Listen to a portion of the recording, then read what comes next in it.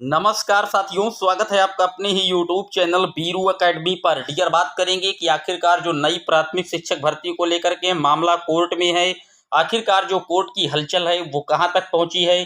क्या ऐसा हो सकता है कि कोर्ट के माध्यम से नई प्राथमिक शिक्षक भर्ती का दरवाजा खुल सकता है?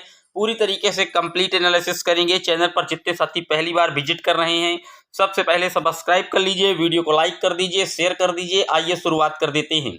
जैसा कि आप जानते हैं कि नई प्राथमिक शिक्षक भर्ती पिछले 5 साल से नहीं आई। इसके अगेंस्ट में लगातार कहीं ना कहीं धरना प्रदर्शन से लखनऊ की गलियों में गूंज रहा है। चाहे बेसिक शिक्षा मंत्री जी का आवास रहा हो, विधानसभा का घेराव रहा हो, कई बार हमारे जो शिक्षक साथियों ने भी इसमें सहयोग किया है। प्रशिक्षु साथियों के साथ कंधे से कंधा मिला करके बड़े आंदोलन किए गए हैं। अभी भी अनवरत धरना लखनऊ के इको गार्डन में लगातार चल रहा है, लेकिन सरकार नई प्राथमिक शिक्षक भर्ती देने के फिराक में नहीं थी। तो कहीं ना कहीं जो हमारे कुछ प्रशिक्षु साथी हैं वो इस मामले को कोर्ट में घसीट कर ले गए हैं और कोर्ट में रिट लगाई गई है कि जो प्राथमिक शिक्षक भर्ती का बंद दरवाजा 5 साल से है महोदय, उसको अब केवल कोर्ट के माध्यम से ही खोला जा सकता है। जैसा कि आप जानते हैं कि 1 माह पहले अभी एक खबर आई थी दिल्ली से।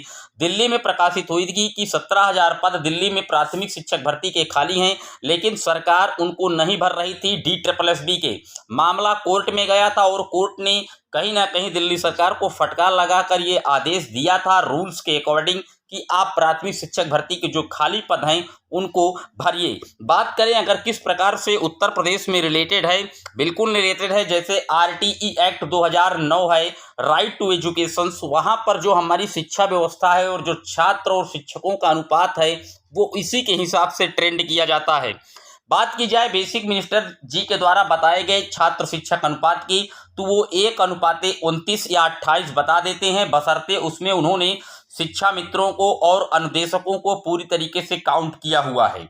जबकि जो RTE एक्ट है डियर, वो शिक्षा मित्रों और अनुदेशकों को किसी भी प्रकार से शिक्षक नहीं मानता, क्योंकि जो क्राइटेरिया है एलिजिबिलिटी का, उसमें प्राथमिक शिक्षक में आप जानते हैं कि बहुत से हमारे ऐसे शिक्षा मित्र हैं जो आज तक TET ही क्वालिफाई नहीं कर पाए हैं। तो मानक के अनुरूप उनके पास कहीं ना कहीं डिग्री नहीं है, तो आप उनको किस आधार पर अनुपात में कैसे जोड़ रहे हैं, ये सब तर्क माननीय कोर्ट के सामने रखे गए हैं। और निश्चित तौर पर कोर्ट ने 3 सप्ताह के अंदर सरकार से इस मामले में जवाब मांग लिया है और अगली जो सुनवाई अब हाई कोर्ट की लगी है नई प्राथमिक शिक्षक भर्ती के लिए, वो 2 मई को लगी है। तो कोर्ट के द्वारा हो सकता है नई प्राथमिक शिक्षक भर्ती आदेशित कर सकती है सरकार को, क्योंकि 10% जो सीटें रिक्त रख सकती है सरकार, जो RTE एक्ट की 26 आर्टिकल्स में मेंशंस है। लेकिन जैसा कि आप जानते हैं कि कुल पद जो सृजित हैं वो 5 लाख के ऊपर हैं और रिक्त पदों की बात की जाए तो वर्तमान में 2 लाख के करीब प्राथमिक शिक्षक भर्ती के पद रिक्त हैं। महज 10% ही रिक्त पदों को रख सकती है सरकार, और इस समय लगभग 40 से 45% जो रिक्त पद हैं वो बने हुए हैं। तो कोर्ट के माध्यम से ऐसा कई बार हुआ है कि जो कोर्ट आदेशित करता है तो सरकार को भर्तियां करनी पड़ी हैं। बात कर ले चाहे केंद्र सरकार की भर्ती की, आप देखते हैं कि रेलवे में लगभग 2 लाख अभ्यर्थियों की जगहें खाली हैं, लेकिन कहीं ना कहीं केंद्र सरकार उसमें भी भर्ती नहीं कर रही है। और अन्य विभागों की बात करें, किसी भी राज्य सरकार की बात करें, हर जगह ये मामला लगातार निरंतर पेचीदा बने हुए हैं। लेकिन नई प्राथमिक शिक्षक भर्ती को लेकर के जो मामला कोर्ट में गया है, 3 सप्ताह का उसमें जवाब दाखिल करने को कहा गया है। सरकार उसमें जवाब दाखिल करेगी, फिर जो अभ्यर्थियों ने रिट लगाई है वो उसमें रिजॉइंडर फिर से पेश करेंगे। निश्चित तौर पर यह मामला काफी बढ़ता नजर आ रहा है। हो सकता है कि कोर्ट के माध्यम से नई प्राथमिक शिक्षक भर्ती का जो बंद रास्ता है वो खुल जाए, क्योंकि सुप्रीम कोर्ट में सरकार ने खुद हलफनामा दिया था कि 51,112 पद हमारे पास रिक्त हैं और हम इस भर्ती में शिक्षा मित्रों को एक मौका और देंगे। इस आधार पर उन्होंने रिक्त पदों का ब्यौरा माननीय सुप्रीम कोर्ट में दिया था। जब 69,000 शिक्षक भर्ती हो रही थी तब उन्होंने बताया था कि एक मौका शिक्षा मित्रों को और मिलेगा, हमारे पास 51,112 पद रिक्त हैं। 2018 का ये डाटा है। उसके बाद प्रतिवर्ष 12 से 14,000 रिटायरमेंट होते हैं डियर।